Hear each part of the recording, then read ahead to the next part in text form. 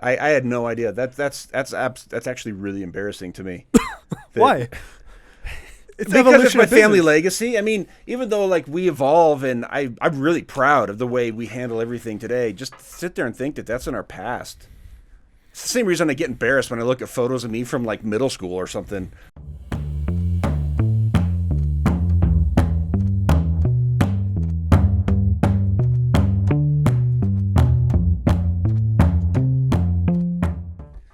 Hey everyone, I'm Taylor Poole. That's Shane Hoefer. Behind the camera, we got Ty Denda and Laura Picone. And this is today's Arma Pete the Mill. As you can tell, we are in a brand new kick-ass studio here at our new headquarters office. We're going to be doing a bunch of different things in here. We got some new signs coming in.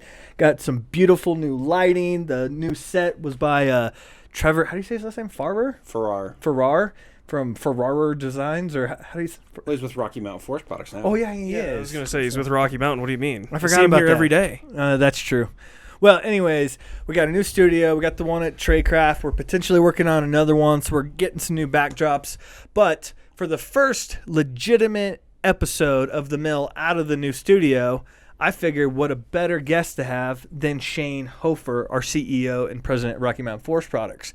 He is actually going to be launching, or actually has at this point, launched a new public personal brand. But instead of it being necessarily as the face of Rocky, it's going to be like in addition to. And so I was like, we need to get Shane Hoefer, the personal brand guy, legend. I don't know what you I'm definitely not a legend. watch connoisseur, Give it time. I am a wonderful watch- person on the podcast. Well, thank you. Glad to be here in a different role. So how do we want to start this with you giving your superhero comic book background story like I have everybody else do, or do you want to talk specifically about the brand, or we just want to ebb and flow, or what do you want to do? You're the host, dude. So let's do the comic book background story on how you ended up at Rocky and then what led you to the personal brand. I like that. That's kind of fun. So yeah, this company was started by my dad in 1974, and I was born in '78. So this thing has existed my entire life. And my dad used to tease me when I was growing up that he wanted me to take this over, and I wanted to become an airline pilot. I thought planes were the coolest thing ever, and he would used to tease that I didn't want to take it over. It's like, you're ripping my heart out, vein by vein, vessel by vessel. But it never made any headway. I mean, just lumber, building materials, it sounded boring. I wasn't into the idea of it at all. So I started to go to college to become an airline pilot, but I was working here while I was doing so to just have some cash coming in, learn some new skills. And while I was working here, I realized it had very little to do with the products that we sell, and I really enjoyed the game of business. I liked the strategy. Now, at that time, I was in all these entry-level positions, but I got a chance to see what my dad did and the way he strategized and, products and margins and positioning yourself in the marketplace and people, just the whole game. And I really enjoyed it, and I ended up deciding sometime in college that I was going to switch away from aviation and come and work in the family business. And I knew that eventually I'd probably take it over, but I didn't really know what that was going to look like. And Dad was, no disrespect, a control freak, so it wasn't like he was painting a real clear picture. But what he did do was he moved me around to every different aspect of this company. I started off literally cleaning the offices when I was little. I worked in the yard. I worked in front counter sales, outside sales, in-home sales, every type of sales you could possibly imagine. Then started to dabble in management. And so here we are 27 years later, and Dad's retired, no longer in the picture, and I'm the head guy now. And things are going well. Yeah. You've been the head guy for a few years now, though, right? Well, yeah, I would say that like truly head of everything completely. It's like 4 or 5 years now. But for all intents and purposes, I had pretty much full control for about 7 years. There was just certain things that Dad would still meddle in at that point in time. Yeah. So over the last, let's say, 4 or 5 years, I know this ties directly into the next part of this, but what has happened in Rocky over the last 4 to 5 years, like under your command? We have blown up. We are just growing so fast. It's hard to fathom a company that's 45 years old is growing at the rate that we are. But what happened over the course of my career is I watched the way Dad did things. I saw, being here 27 years, I had perspective to see how things were evolving. Yeah. My dad, a baby boomer, had a very different instinctual approach of how to approach business. And I tried to learn from Dad because he was obviously successful. He kept this business alive for decades through some very tough economic situations. But I saw how some of the ways he ran the business were becoming more and more difficult for people to swallow as the generations evolved. And I saw that we were not retaining people. Young people were not happy working here. And as people that were closer to my dad's age were retiring, we were stuck with this group of people that did not like the way that the company was ran. They didn't last very long, and it was hindering our growth. So all that to say that once I had the ability to update the culture, the philosophy, the policies, the mindset of everything in the company from the top down, all of a sudden, all these young people that didn't like working here wanted to work here. And they were happy and they were feeling fulfilled and they were achieving things they never thought they could achieve. And that set this groundwork, this foundation for us to explode the way we have. You know, in the past 5 years, we've gone from we were doing a little over $10 million in revenue to now, if you look at our trailing 12 months, we're just shy of $40 million. Why do you think, or do you think that the differences in some of the, I guess, business philosophy, do you think it's a generational thing? Like, is it really truly a baby boomer to Gen X to millennial thing? Do you think it's an industry dynamic? Where do you think some of those difference of business philosophy come from? All of the above. I think it is generational, but I also think that the evolution from one generation to the next is slower in building materials than others. You know, there are other industries like tech that tend to draw in young people and have from the very get-go. So tech is arguably almost, a generation, 20 years ahead of passing things off to the next generation. Mm-hmm. This industry, building materials, construction, is still run by people that are, there's a lot of people in their 60s and 70s, and in some cases even 80s, and Sierra Pacific is still run by someone who's in their Red, 96 years old. Yeah, 96 years old. Now it sounds like Red's got his stuff figured out. He's got pretty good morale in his company, but how many other industries have 96-year-olds still at the head of major players in the industry? It's pretty rare. Yeah. And so I think that has hindered the evolution of this industry. At 43 years old, I'm young to run a company of this size here. You go to other industries, and that's not the case. Yeah. So real quick. So at this company, how many people, like what percentage, I guess, would you say are under the age of 35? Because I was trying to do a rough tally today, and I mean, I think like 90% of the people here are under the age of 35. I mean, I've been here for 4 years now, so I can almost be a testament to that because, Well, it's 90, but it's probably close to 80. Yeah, my knee-jerk answer to that was going to say about 85% is probably so I under wasn't 30. too far off then. Yeah, I think you're about right. All right, cool. Yes. And, I mean, that is a testament to that is because that's good, I think, for any company just to have youthfulness and innovation, but also in the industry that we're in, I think it's something that just can't be stressed enough. Because we do have feelers on everything that's going on, whether it is social media or just how the world is changing. Like NFTs, Taylor. I hate those things. Yeah, I don't know what the ongoing NFT thing is between the two of you, but it's come up several times over the past few days. Yeah. I don't want to talk about it. I like it better when it's just kind of in the background. It's a whole different thing. That's a whole different podcast. Do you know what NFT is? It's like the art sold on blockchain and stuff, right? Yep, you got it. Yeah. Yep. Cool.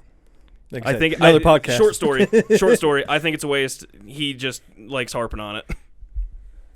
Is it a waste? It's actually, this is a great example. This proves my point. How many other people do you think, how many other companies in building materials and construction are having conversations about NFTs? None. None? I don't think There's probably tech companies that aren't having I was gonna conversations say, yeah. I about mean, NFTs. like Beeple, the guy that just sold his 5,000 JPEGs for $69 million. That is a deranged human being. No, he is. He's messed up. But again, he just sold digital art, for $69 million. So, I'm actually aware of this, but I would say for one reason, and it is because you're here. I know about this because I follow Gary Vee, and Gary Vee's been talking endlessly about this. So, I think it's the fact that we have brought in youth and have let them have a voice. We're not trying to teach them the old way that we've done it for decades. We've tried to give a voice. So maybe I'm not letting the joke simmer long enough. No, I appreciate it. But I mean, you have definitely bridged a gap that has been noticed within the building materials community, and it's starting to be noticed within the construction community in different markets throughout the United States. And you know, that's one thing. You know, we've talked about this over the past couple of years. We were even rapping on this a little bit earlier today. Like, we don't necessarily think all the time that what we're doing is really outside the box until you get outside the box and you're like, shit. Yeah. And so, all right. So we kind of, we got a little bit of context of who you are. Where did the general idea of starting the personal brand? What is the passion behind the personal brand? Like what is the why of launching it? I knew that question was going to come up, and I've given that some thought, and there's like 47 different answers to that question, but I'll try to keep it succinct. We got time. First and foremost, I've always enjoyed encouraging and motivating people. I actually was thinking today about episode 2 just came out of Blue Collar Blueprint and mentioned the days that I was in a band. And I was always seen as the leader of the bands I was in. And I was always with these guys that sometimes they would get unfocused or they would get discouraged. We weren't getting gigs or whatever.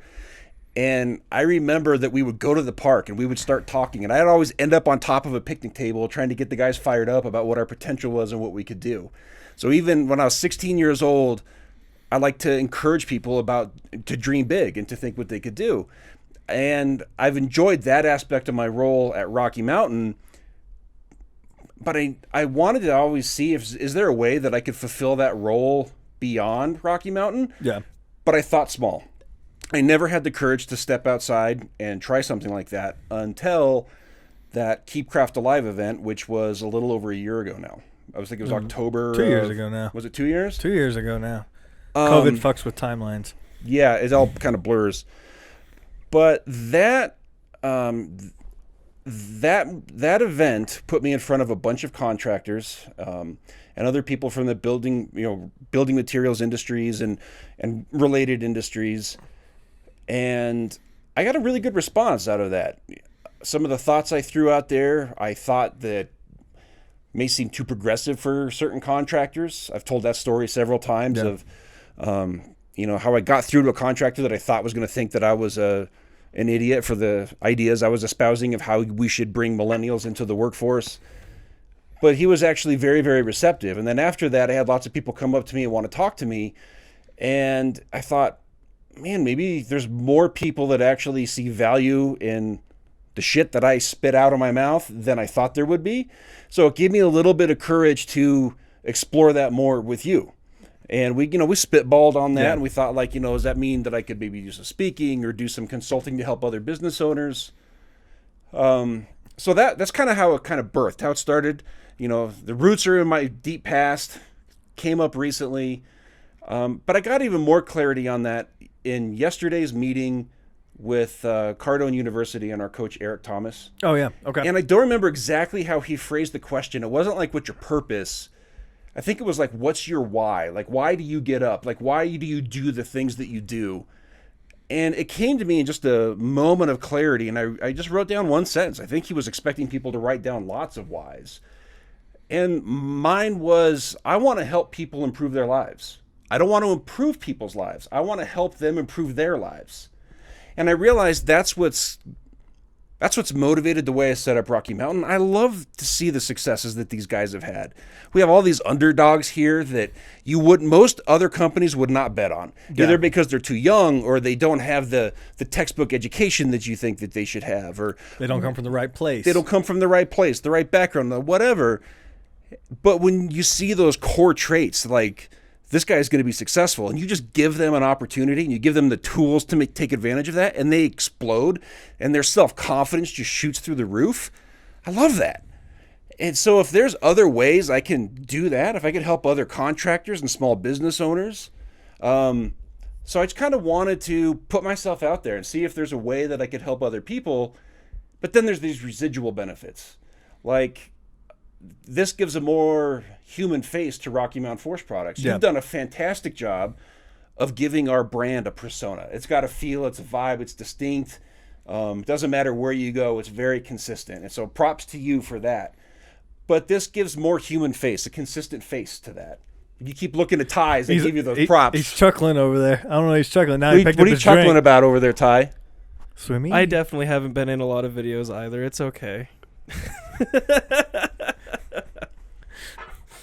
I mean, No, it's okay. nobody can talk sports like Ty Dinda. Thanks, man. That's Appreciate Ty it. Dinda.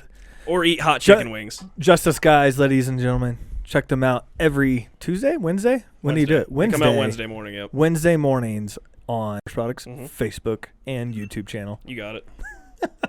Thanks for the plug. You're welcome. Somebody had to do it. Appreciate it. I gave you a chance and you didn't speak up When? just now. I'll play it back for you later. Okay. So good. can I go off on this tangent of Justice Guys? Yeah.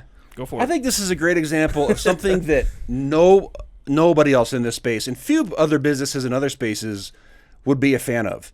So Ty does a significant portion of Justice Guys on his own time. Some of it trickles over into traditional I was Rocky going to say, time. usually it's because I get in at 6:30 on Wednesdays. the but editing I was does. going to say the editing gets done more or less with maybe an hour on company time. And so I think a lot of people would be like, why am I okay with you doing that? Considering it has absolutely no direct relation to building materials whatsoever. True. But I'm okay with it for several reasons. And this is the way I think I see the world differently than traditional business owners in this space. One, it's ultimately just it's giving Ty a vehicle to get better at what he works on a regular basis. So he's just getting better at video production, recording everything, sound, editing, putting it together, putting it out on YouTube, and all the nuances that go along with that. But just as important to me is like, is that meaningful to Ty? Is this going to mean a lot that Ty gets to do this, and that's going to keep him happy, and that's going to help me retain a really good, reliable person? Then hell yeah, man, let's do it. Very true. Very true. So like that goes to what I'm saying. If everything Ty learns, like we've invested a lot into the mill to launching this personal brand, and if Ty could learn things off of this that helps him achieve his own dreams that involve YouTube and sports and fame or something, Anything. Just anything, yeah. then that's awesome. Then it's a win-win. Like, I got to work with a really cool guy who was reliable and always executed, and he got to learn some stuff so that when he walks away, he's like, man, my time at Rocky Mountain was valuable. And then I clip up his podcast into NFTs and I sell them for $69 We're not doing million. that. We're not doing that.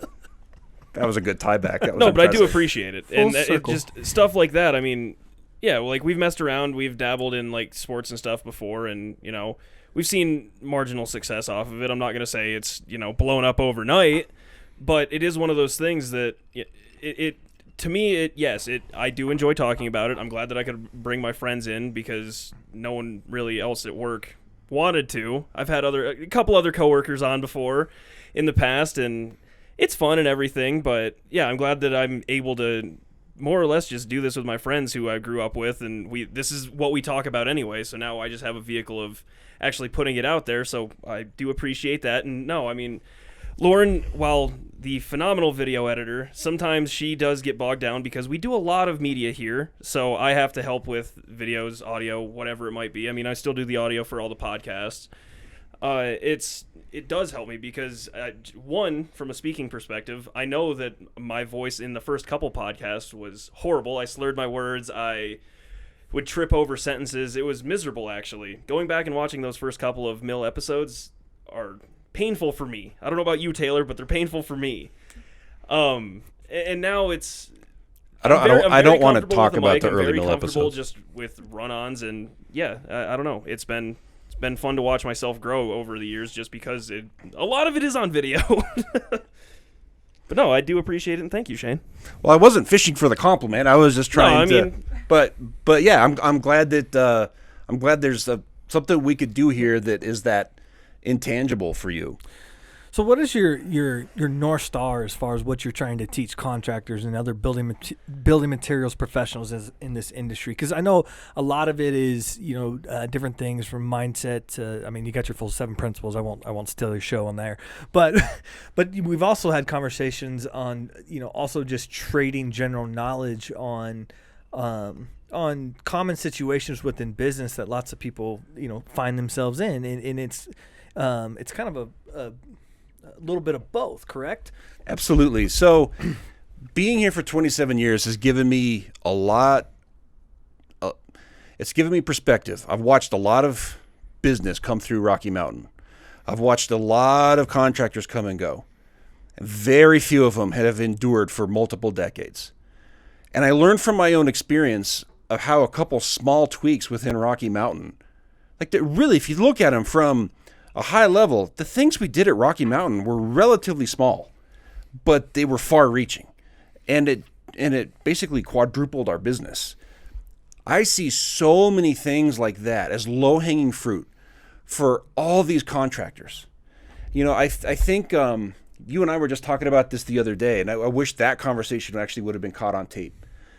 But I think there's so many contractors that find themselves running a business not because they woke up one day and was just like, I'm going to be an entrepreneur and start a business. Yeah. I think more people that end up having their own construction company, fence company, remodeling, I think they end up there in kind of a roundabout way. They have some skills, they know how to do some things. Some of them are just amazing craftsmen, but they never learned some just core, simple, basic business principles along the way. And just generalities. How to manage cash. That's honestly, the way I manage the cash at Rocky Mountain is different than the way my dad even taught me how to manage it. And it's actually really simple and common sense, but no one sat down and showed them how to do it. Yeah. No one has told them, hey, do you realize that every time you have a customer complaint, that's an opportunity. That's not something to be avoided. I see almost everybody stick their head in the sand on a contractor level. They run away from it. It damages their reputation. That's why contractors have the notoriety that they do. Like, everyone dreads having to go and pick a contractor and have some home improvement work done because, is this guy going to scam me? Is he legit? Is he just trying to take my money? It's because they have bad business practices. Yeah. And no one sat down and showed them, look, it's really simple how to handle a problem. And that problem can turn this customer from your biggest enemy to your biggest fan. People don't expect perfection. People just expect you to fix your mistakes. There was a business book. I'm sitting there trying to place it. I can't remember the book. It'll probably come to me later on. But it's specifically, you want to know how to vet the best company to use for different things. Like, don't ask for the case studies. Don't ask for the successes. Ask for 3 clients that they wronged, that they righted. Let me talk to the 3 people that you fucked a deal up with, and then let me find out how you handled it, and that'll tell me who I'm gonna work with. I can't remember the book, but I definitely remember that was like one chapter. I'm like, whoa. Yeah, I think that's a principle that's easily lost. I think we have to even internally, we have to reiterate it time and time and time again. We get new guys come in here, they want to avoid that problem, and just to get ahead of it and to deal with it. It's a simple principle that can really take their business to the next level. They're missing out on it. Yeah. It's stuff like that. Or like, how does a guy that's building decks all day, how's he supposed to market his business? Is marketing important? 90% of your business comes from word of mouth. Do you even need it? That's a conversation that, 1, they've never had. 2, they may not have even given it any thought. But then they immediately shut themselves down and be like, well, I don't know how to do marketing. And I think that there's no one out there that's trying to meet these guys where they're at, that understands what they're going through on a daily basis and is making things approachable and palatable for them. You don't need a business degree. You certainly don't need an MBA. You don't need to take a marketing course. This stuff is common sense. But who's telling them? You can go learn. You can go learn about marketing from Gary Vee. He's got tons of great content out there. But who's putting that into a practical, actionable step for a guy that's doing construction all day long? Doing construction, or even running a lumber yard. Absolutely. That's one thing. Or an auto parts store, or making custom furniture in their own warehouse. Yeah, landscape supply shop, whatever, lighting store. This thread that I see, it's in businesses. That's why I threw it. That's why we call blue collar blueprint. It's not about construction. It's about guys that have a skill, and that skill they realize, man, if I work for myself, I can make more. They go and they start their own business, and they get it to various sizes. They have enough common sense. Like some people, but they always hit a ceiling. Sometimes it's 2 million. Sometimes it's 4 million. Sometimes it's 10 million. That's what my dad's ceiling was. They need someone to help them, and so. Man, now we're to a place we have an entire marketing team. We have this platform. We can build studios and put content out. If we can throw some content out there that helps them improve their lives, I'll get juice off that. I'll be motivated by that. I'm happy to do it. And indirectly, yeah, it'll help Rocky Mountain. It'll bring more attention to us. What is Blue Collar Blueprint? I guess I kind of jumped the gun there a little bit, didn't I? That's okay. So Blue Collar Blueprint is our weekly YouTube show, a vlog. I don't know. I really hate the term vlog. I don't know why. Why? I don't ever hear it used. Ty, what's your opinion on vlog? A lot of people use the word vlog. I'm not a huge fan of it myself, but I think that I'm in the minority there. I don't know if you've heard of David Dobrik, but his whole team is called the Vlog Squad, where they're supposed to vlog everything they do, and he has 20 million subscribers on YouTube, so it works. Daily vlogs, they are a very popular thing, where travel vlogs video logs are very popular. I don't necessarily agree with the word vlog, but that's way easier than saying video log every time. So well, that's where I'm going. Yeah, I just don't like. I'm just not a fan of the term. The concept I love. Yeah. I have several people that Called our YouTube series. We don't call it a vlog. Yeah. YouTube series. Yeah, that. I'm just getting hung up on a nuance. video series. Blue Collar Blueprint, premiering every Thursday at 2:00 on Shane Hoefer YouTube. Mountain Standard Time. Thanks, Ty. Yep. I had to get that in there. Thank you. I love it. No, go back to that Tradecraft event. People were curious about how we do what we do. What's it like at Rocky Mountain? I get questions from our suppliers like that all the time when I would meet with different guys wanting to know, because this industry doesn't have a lot of evolution. Guys that have worked with my dad that are now seeing this are like, you guys have totally changed. What's going on over there? So I thought it was a cool concept to try to document what we do to some small degree. How do you take 7 days worth of goings on and put them into a 5-minute episode? It's a tall order, but just to give someone a peek behind the scenes of what we do and how we do it, I think it's interesting. I like seeing behind the scenes of other people's companies and operations. So yeah, that's Blue Collar Blueprint, and that's kind of our main platform to expose people to this. Why do you think transparency within business is important? Because the internet is making everything transparent. Everything evolved. I remember the crisis that was going on in the late 90s, early 2000s, when all of a sudden customers were coming to us and they already knew something about composite decking. We used to be the authority, so that was part of our major sales strategy. Yeah. They come in, we're educating them. We were their information resource. And so that's part of how we established our value. That's why someone should buy from us, because we help them with that.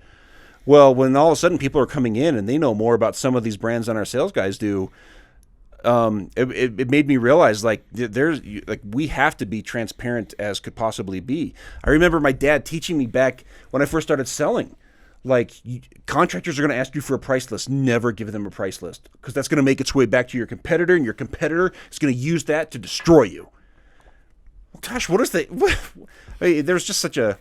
You get the feel for my dad. I got a story. I worked for your dad.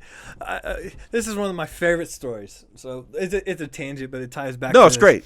When I worked at Rocky at the front counter, you got guys they want us to send them a quote. Okay, and everybody everybody's shopping you. Everybody's shopping. They're calling Home Depot. They're calling Lowe's. They're calling XYZ supplier A, B, and C, whatever. And I remember you guys teaching us the Wendy's napkin. I have no idea. This must be a Darren West thing. It's got to be a Darren West thing. So they were so worried about people finding out our quote. If we knew a guy was shopping us, what we would do is we would go get a napkin out of the break room. And we would write down the quantities and the list item on a napkin. And then we would either scan it in the printer, or we would fax the napkin to them, so that way it didn't have our letterhead on it. And so it couldn't be used as an official quote.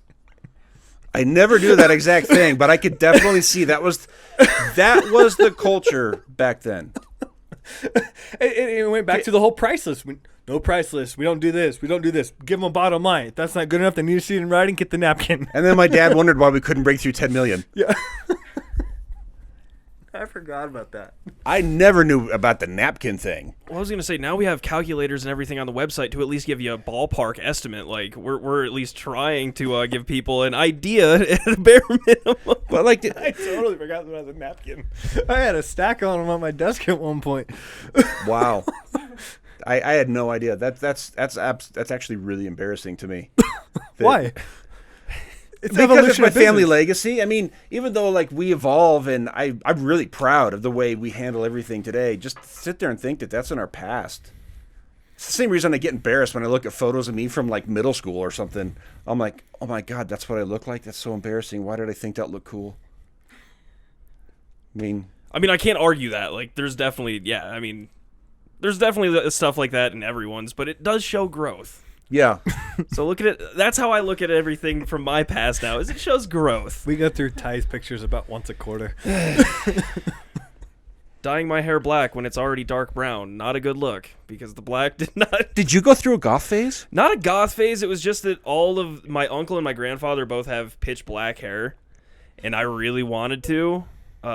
So, yeah, back during my Justin Bieber hair phase, I tried dyeing my hair. You had swoopy hair? Oh, yeah. During basketball season 2, which, by the way, is miserable. Did you have caterpillar eyebrows, too? I always have, thank you. What are caterpillar eyebrows? So if he dyes it black, and then he has real fuzzy black eyebrows. Well, no, I always have thick, woolly eyebrows. You don't have to put me on camera for that one, thank you.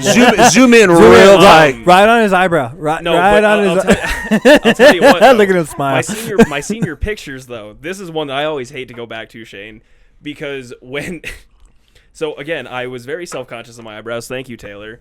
Because I did have very thick, bushy eyebrows, and it would, if I didn't groom it, it would go into a unibrow. I didn't actually know that. For senior pictures, I just took a straight-up, like, buzz cut thing straight to my eyebrow, and my eyebrows were about 2.5 inches wide. It was great. With a clean line. And now it's my senior pictures, and I get to look at that whenever I go visit my parents or my grandmother. It's great. It's like, oh, hey, that's when I did that thing. Cool. But no, it shows growth, because now I just don't care. But know where you came from.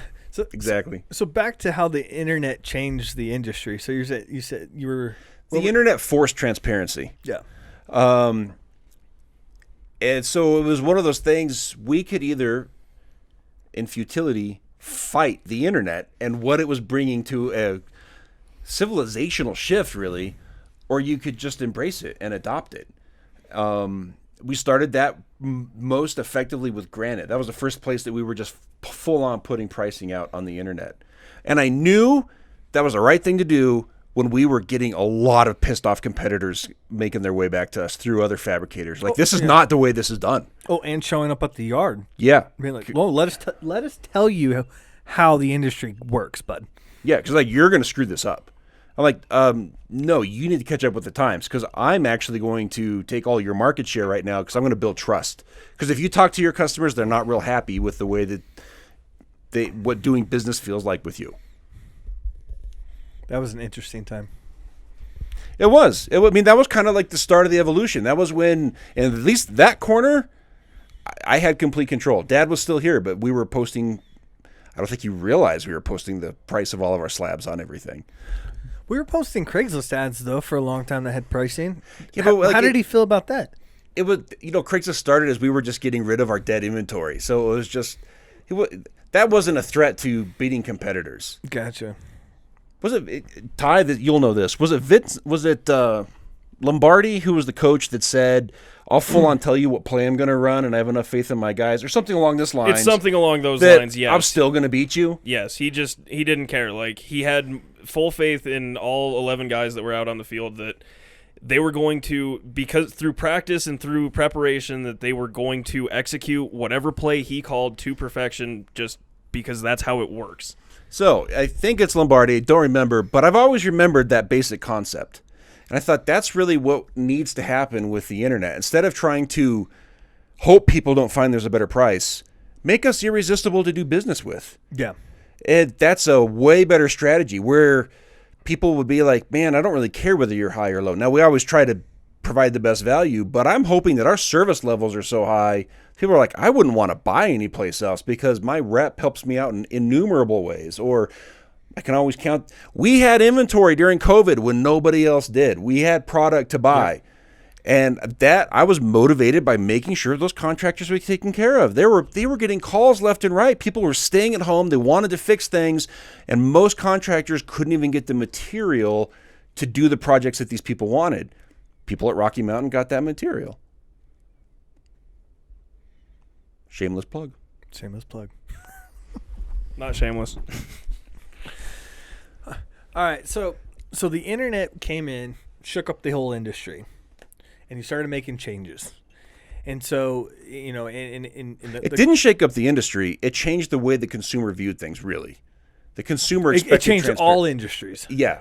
I think it's affected our industry less than most at this point, which is still a great opportunity that I see for us out there. But I just wanted to clarify that.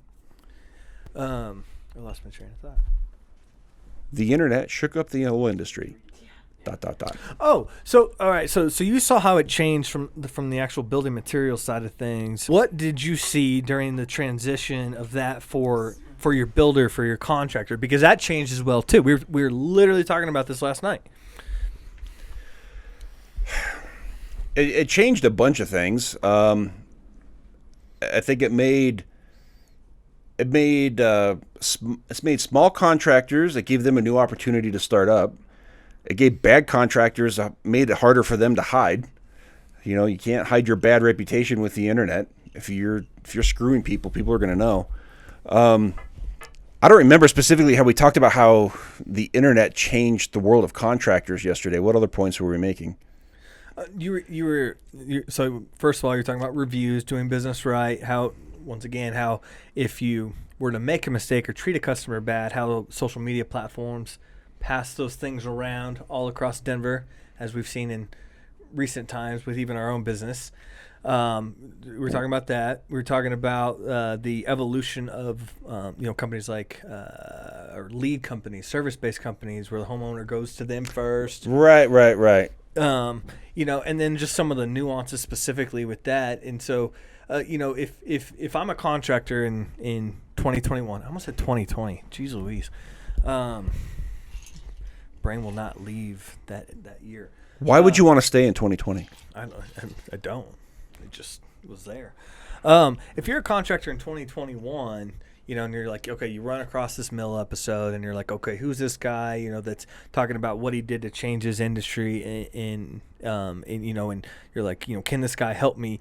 What would be your first what would you call them? Recommendations for them to start working on their business, to kind of shift to this new version of the market? It's funny. It's funny you asked that. I was giving this thought today, as a matter of fact. Like, if I had to give these guys one piece of advice, it's oversimplified, but I think it's key. They need to learn to trust other people. It was my dad's biggest flaw, and it's, I think, why most of these guys stay super, super small. Now, if you're happy being small and your income's great and you feel fulfilled and you wake up every day and you are full of joy and you're at your full potential, great. But if you're trying to grow and you can't figure out how to do it because there's not enough hours in the day, if you're running into the I don't have enough hours in the day problem, then you need more people. And the reason these guys do not have more people is because they are afraid to trust somebody else. Which brings me to a second point. If you're not doing business right, you shouldn't bring people on and trust them. If you're screwing other people, you're setting yourself up to be screwed by employees. So you got to get your ethics and your mindset right first, and then you should be bringing on people. That's why I have a hard time separating the nuts and bolts of how to do a business and the mindset. 'Cause I think mindset is key. The next thing that is like more granular than that, like that's too meta level. It's too high level. Market yourself. Never rely on your word of mouth. The word of mouth is gravy. If you get word of mouth leads, that's awesome. But when like having too much business, that's a good problem. That's not the problem I hear about from contractors. They stay busy and they have this big backlog. Then all of a sudden it runs out for one reason or another. This built up bubble of COVID demand from people improving their houses, it will end eventually. Some people say a year. Some people say 3 years. Who knows? It's going to end. What are you doing to stay busy after that? And if you're not doing something, you're setting yourself up for a drought one day, and you're still going to have bills. That mortgage payment, that rent check is still going to need to go out. And that's the number one mistake I've seen people make over the years. In the words of Grant Cardone, dominate. Well, and to that point, dude, these guys don't even need to learn to dominate yet. Just do something. Do the bare minimum. When to Start me, with the minimums. No, and to do the bare minimum, especially now during COVID. Well, call someone back is an absolute every time. Picking up a phone is the easiest thing ever, whether you're driving or whatever. Just be on the phone if you need business. The other thing is, it's very, very simple right now. If you are, experiencing a boom during the COVID bubble, take some of that excess cash you have and just put it into branding campaigns on Facebook. They might not see an immediate return, like someone might not call you the next day, but do that for 3, 6, 9 months. See how many people you actually get to reach out to you through that Facebook number or something, because Facebook isn't expensive to run ads on. People can find you very easily on Facebook. Okay. Hang on. All right. So. Okay. I know you and I have. We've had a lot of talks about this, yeah. But we're not the Facebook guys. I'm the contractor, and I'm like, social media. I don't like social media. Why would you tell me to get on Facebook? Fair Shane? enough. Why would you tell me to do this? I don't need that. What would you say to that guy? That's where your customers are looking to find their contractor of their next job. Not my customers.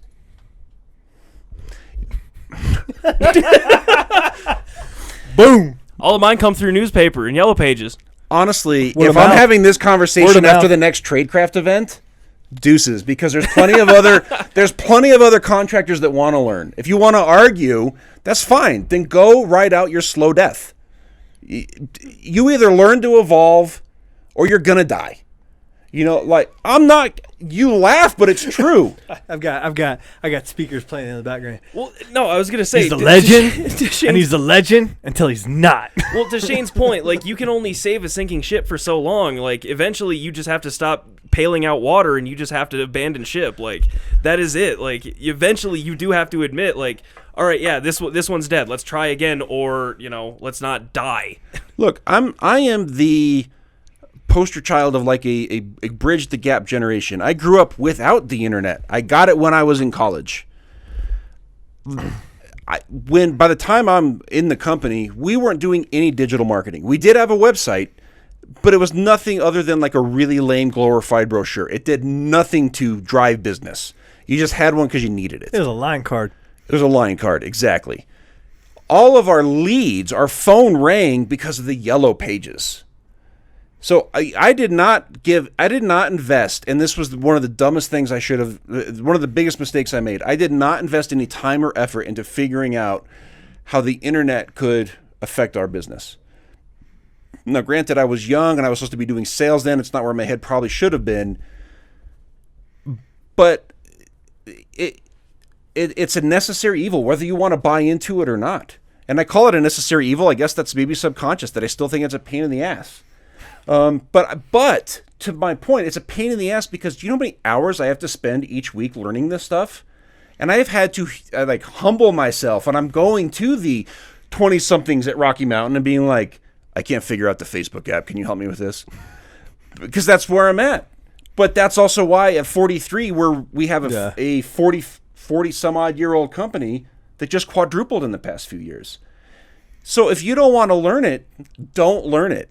But then don't complain when you're not growing or succeeding, because there are plenty of other young contractors that are coming in and they grew up with the internet. This is it, it's their default thinking. It's completely logical. Yeah. I saw how we had to shift and bring on digital marketing and then start a marketing department and to go from 1 to 2 to 9 at this point. 12 here real soon. Yeah. If you want to be that antagonist that you tend to take on the role of, Ty, and Always.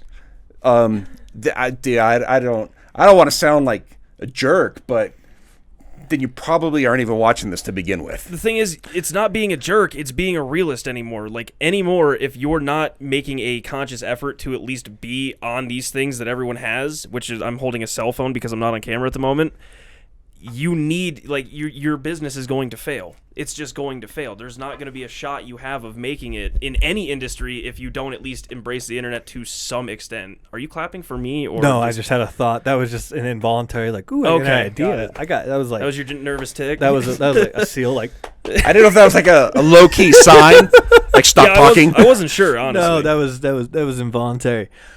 So Shane, this is fun. You got to like zone in here. I got You have a fucking camera question. directly in front of you. I know. No, I got this. No, we got to zoom in on here. I got a fucking question, okay, bro? Yeah. All right, here you go. Hit me with it. So you historically have basically, other than Twitter, have pushed social media off up Yes. until the last couple months until we decided to launch the personal brand. 100%. How is your feeling, thought process, attitude change as you've actually started using the platforms and seeing the power of them and what they're capable of? I knew. So here's what my philosophy was going into it. I did not see why I should be posting vacation photos or weekend photos of my family on Instagram for people to view, because if you're my friend and you're actually in my circle, you already are seeing this stuff. I'll text you a photo. I'll text a photo to my mom or my whatever. So my thought process was, anyone I actually care about is already seeing these things. I don't need to go out there. I'm not trying to get some random dude to like get interested in my life. That wasn't what motivated me. I did understand the value of social media and the internet as a whole for the business. I am getting a new perspective after doing this myself. So, gosh, what's it been now? Maybe somewhere between 4 and 6 weeks. I was gonna say, yeah, I don't even think it's too much yet. Yeah, we literally started his social channels from scratch. I zero. did not have a Facebook. I did not have an Instagram. I didn't have a LinkedIn. And so I've been slowly learning how to use all of these things, which is why I'm having to go and ask, like, how come I can't figure out how these notifications work on the Facebook app? But it's been really interesting to me to see that it highlights, arguably, I'm going to go off on a tangent here. I'm trying to stay focused. It shows the power of the human connection you can actually make on there, despite that it's digital and through a screen. I've seen that a post captures attention, turns into a DM conversation, turns into a phone call where you actually like related with somebody and you're like, I don't know how we're going to connect in the future, but we actually see eye to eye. There might be some value in that. Well, and you even got face-to-face meetings set up now directly through that process. Directly through that process. It has opened up the doors of opportunities that would not have been there before, but it actually highlights what I would say is one of my biggest 5 mistakes I made in my career. I've been thinking about this lately too. So aside from adopting social media way too late, I did a really terrible job at connecting with people. Inside the company, not so much. I actually feel like I have really good connections inside Rocky, and that's part of how we got to where we're at. But in my mind, that's what deserved my attention. The people in front of me, the people that I work with, I wanted them to succeed. I wanted them to trust me. I wanted them to understand where we were going. I wanted to know what motivated them. If I help them achieve their goals, they're indirectly going to help me achieve my goals. So I was big into people, but inside Rocky Mountain. And I did not do a great job of meeting people outside. I had some relationships with other people in the industry, mainly suppliers that I'd met over the years. We kept up friendships. I did not go out of my way to meet new people. Like building your network. Building my network. And in my mind, like, that wasn't really important. And now I'm just like, what an idiot. But I also heard recently, I don't remember who said it, but it was like, dude, stop. I think it was Jay Shetty. Stop judging yourself for where you're at in life based on your age. Like who says that you have to be at a certain place by a certain age? Everyone's on their own path. No one goes through life on the same path. Just you do you. And so Colonel Sanders was 68 when he made KFC. We've been talking a lot about Grant Cardone recently. Now he's got some successes in his past, but he blew up just in through his 50s and 60s. He didn't write his first book till he's 51. And so I think that's also a hindrance in a lot of people's minds. I've never done that. I missed that boat. No, you did not miss that boat. Get on it now. And I'm still figuring it out. I don't have social media figured out. I'm learning every day, and I hated it. I was snippy. I was arguing with my wife. We were getting in the dumbest arguments over social media and how to do certain things, and it caused some stress. But on the flip side, I've never felt more alive. Like, I realized how much my soul needed something new, a new challenge, in trying to do this and build my brand and reveal myself to the world and have a camera around half the time, and two right now, get 2 cameras around, just constantly putting myself out there and my thoughts, and having to get my first hate and understand that. And it's been a challenge, but it's also been really rewarding. And even though I haven't directly helped anyone yet, which is what my motivation was out the gate, I've just enjoyed the process. I'm having a lot of fun. I was thinking, over this process, it's starting your personal brand is to a certain degree, it's almost like a startup company. It is. Like it's got me thinking about lots of old books I've read, old videos I've watched. I've actually been going back through a bunch of them. In the book, The Thank You Economy, Gary Vaynerchuk talks Love about that book. How social media he's like, it's the same thing as what your local corner store market was back in the 50s and the 40s, 50s, and beginning of the 60s. You had your butcher, you had your dry cleaner, you had your grocer, you had your post office, your local restaurant, and maybe an ice cream store. And you knew your butcher's name, and your butcher knew who you were. And then the United States went through this big shift into big corporations and in a lot less personal business. And what social media has done is it's taken our big world and it's made it small again. And so now it's turned into the gateway drug from a digital space to the ability to actually have one-on-one communications with people that you normally wouldn't, but ironically they're actually in your same niche, but they're just all over the world.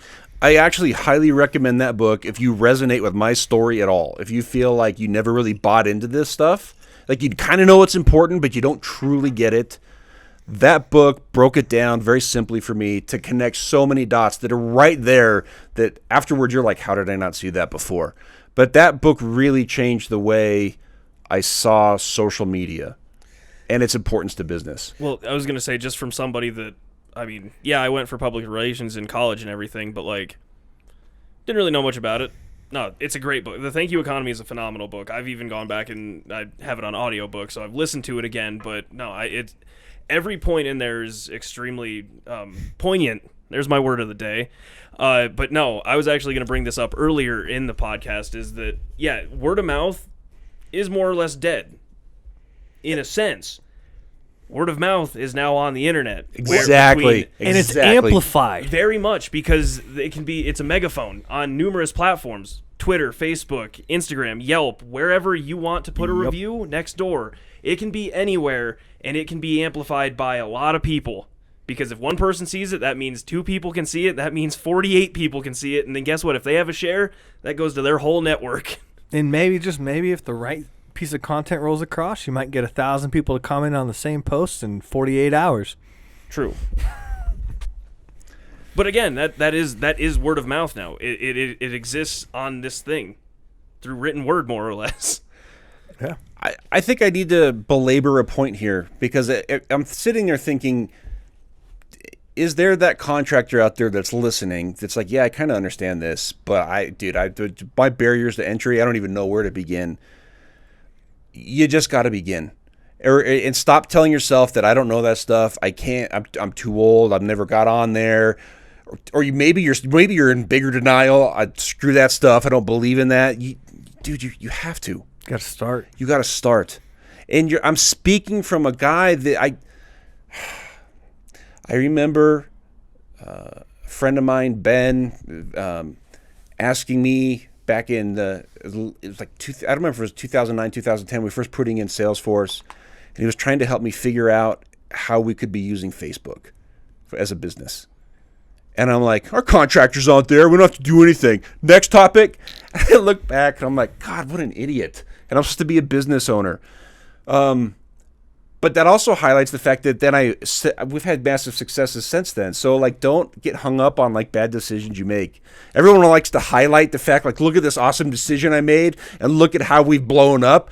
Man, I have got some sickening failures in my past like that. Like, what if I would have actually jumped on the Facebook bandwagon back then? Where would we be today?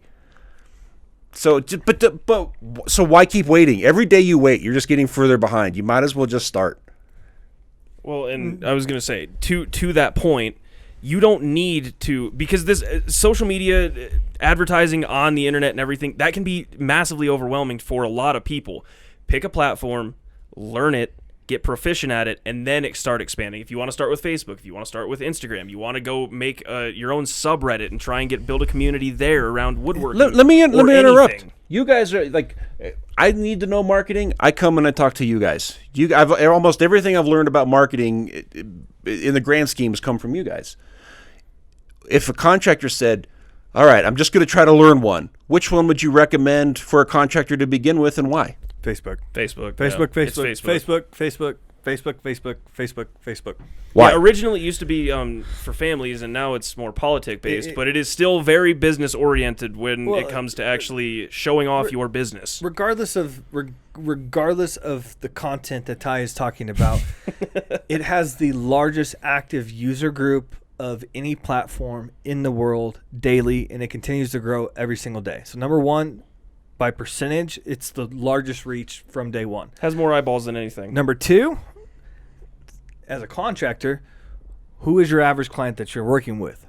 Typically somebody who's a little bit older. They have to own some sort of property, or they're in some sort of a management position to where they are calling the shots, making a decision. That's usually a little bit of an older person. Ironically, even though it's social media, Facebook has one of the oldest demographic groups. It runs, as far as the largest daily usership of any platform, anybody over the age of 35, it just demolishes all the other ones combined. So let's break this down Barney style. Contractor says, okay, hear you, whatever, it's Facebook. Step one, what's he do? Step one, create a profile. A business profile? It's up to them. They want to make a business profile, they can make a business profile. If you're a smaller company, if you're a bigger company, make a business profile and a personal profile. If you're and when I say bigger, 3 crews or more. If you are under 3 crews, just start with a individual personal profile. And here's why. You start posting the pictures of the jobs that you've worked on, and you ask the homeowners if you can tag them in those posts. Then on top of that, you go join the local neighborhood Facebook groups. Most people don't. I mean, not most people. There's a large percentage of the population that know this, but one of the quickest ways to get a return off of Facebook as a contractor or as any sort of business person is basically HOA or local city micro market. So for your Keep area, it simple. For your area, stupid. People who live right in now. Evergreen or Genesee. My area, people who live out by Southlands. For Ty's area, people who live in Westminster. There's these little groups, and people get on there every single day. I need a recommendation for this. I need a recommendation for this. And if you are actually a part of those groups, you don't necessarily even have to have a business profile. You literally, when somebody says, hey, I'm looking for a flooring contractor, and you do flooring, and you just read that group every single night, you pop in and you go, hey, Deborah, I just shot you a private message, and you tell Deborah, I will come out tomorrow and I'll give you an estimate on your floor. And it happens every single day. It is immediate return on your money for the little bit of attention that you put into it. And as you post your pictures and as you get those other neighbors to actually allow you to tag them, that word of mouth that we talked about lights like a forest fire and it takes off. I will attest that it's overwhelming to get on these things at first, especially coming from my generation. Maybe there's younger contractors listening and they think I sound ridiculous, but you just got to get on there and play with it. So I would just say, just get on there. Don't worry about trying to spend any money or running any ads or anything. Just get on there and just start talking a little bit. Join the communities. Everything I just said was free. Yes, everything you just said costs them nothing. It costs time. How much? Just loaded question. I'm trying to achieve something different. If it's a contractor just looking to engage a community a little bit there and just get his name out there, what do you think what's the time investment for a guy? Like, if he's super proficient, maybe 10 minutes a day, and if he's more engaged, 30 minutes a day, an hour? If you're looking at it from a standpoint of how quickly I can get a return, I would say start off with an hour a day. And it's not an hour a day of you going on there and talking. It's an hour a day of you going on there and reading through those groups. Finding the right places to talk. Correct. And it's the entire, what people don't realize about Facebook and those groups, and people get hung up on some of the negativity and the content pieces that are on there. That's actually the market telling you what the market wants in real time. Yeah.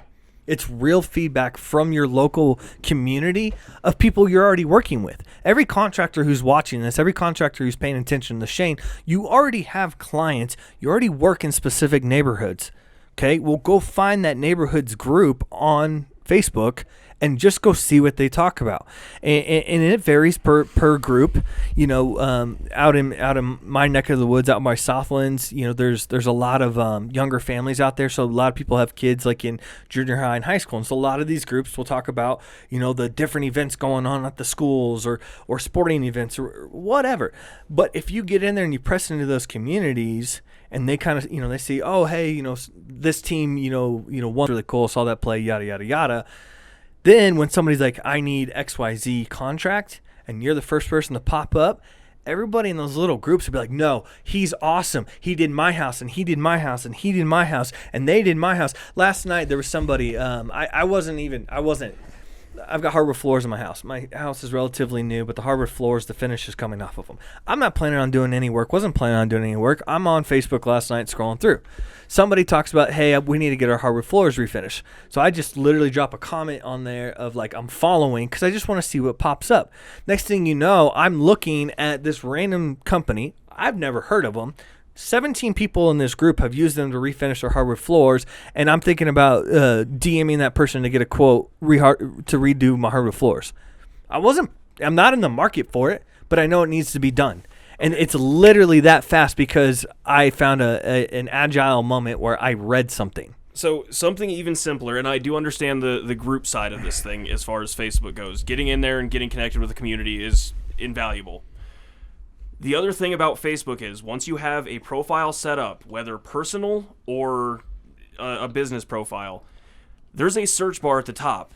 Yep. You can search keywords, and then you can disseminate it down by, if you want to do it in Denver, only keyword like posts typed out in Denver or in a 25-mile radius of your current location. That is a very, very simple way. It's very surface level because it pulls everything. Like if it's a brand new fence contractor and somebody said, I want to build a fence, that will come up, but then you'll also get stuff like, oh, take a look at my brand new fence that just got built. It's a very surface level thing. You're going to get a lot of crap in there, but at the same time, it is very, very simple to have a profile, go to a search bar, and then break it out in that sense. That's literally just creating the account. Yeah, like you make is the business the bare account, minimum you can and do. it's based upon, it's so new as far as the functionality goes.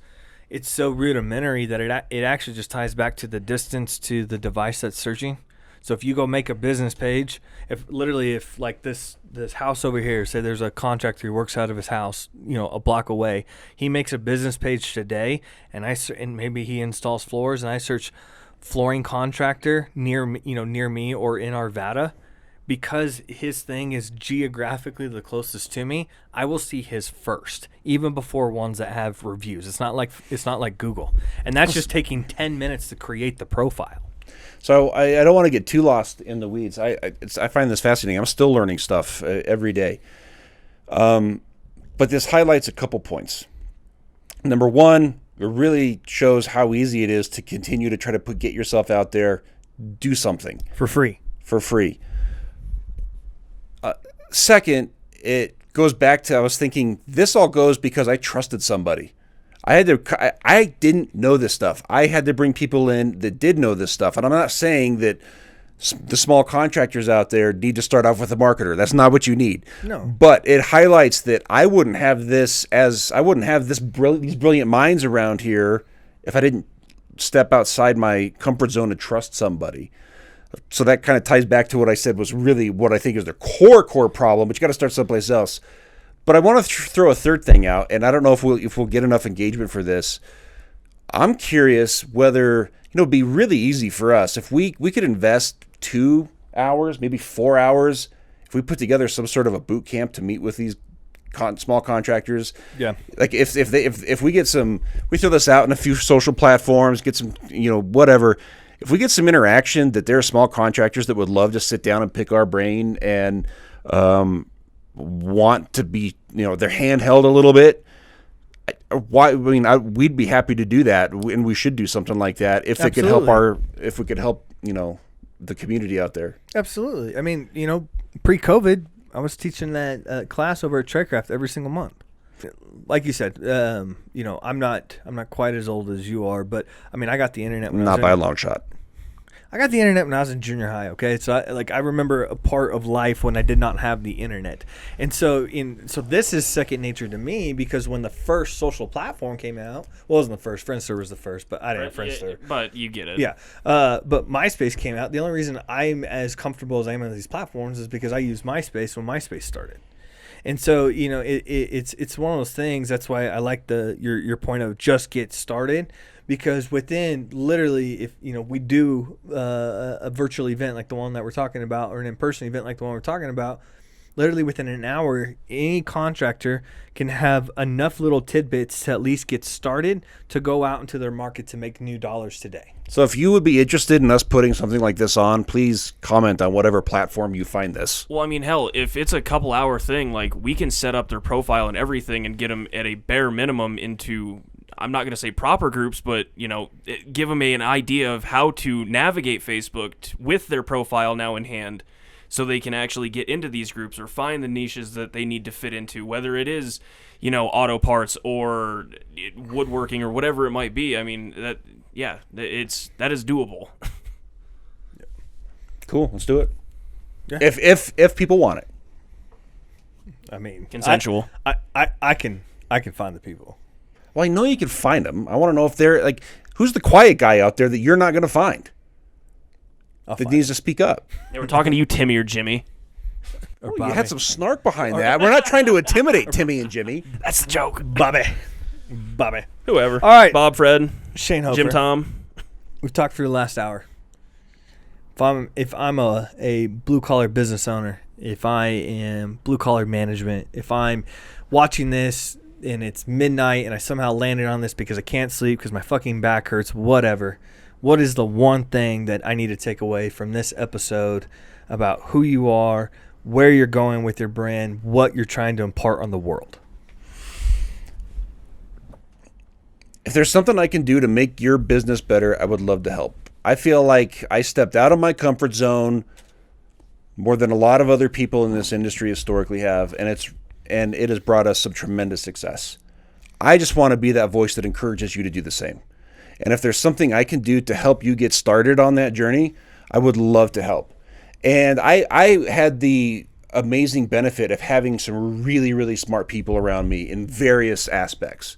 People that help me with my mindset, like a Fred Dotson, or people that help me learn so much about marketing, like a Taylor Poole, or people that taught me a lot about finance, like Stan Sauerwein and Taylor Poole. And if I could help somebody else in their blue collar business that doesn't have the amazing people around them, I would love to help. And if I can't help you, I'll be on it. I'll be like, hey, man, that's outside my wheelhouse. I can't help you with that. But I feel like based on the people I've talked to at Rocky and events we've had, they saw value in our conversation. I want to have more of those conversations. Like I said, I get juice off of that. Ultimately, what am I indirectly? Yeah, maybe I'm helping our contractors be more effective, and that may have a business benefit to me in the long run, but that's not my primary motive. Perfect. With that, where do people find you? Well, wait, Okay, well, yeah, what? no, you got it. I was gonna say you're not gonna wrap this up without asking them where they can find him. Hey, Swimmy, I got it. You're better than that. I know that. You're better than that. I do know that. Carry on. If people want to find out more about you, where do they go? Where do they look? How do they connect with you? How do they find out about Shane Hoefer and everything that Shane Hoefer's doing? It's all about my awkward name, at Shane Hoefer on every platform, or shanehoefer.com, Hoefer.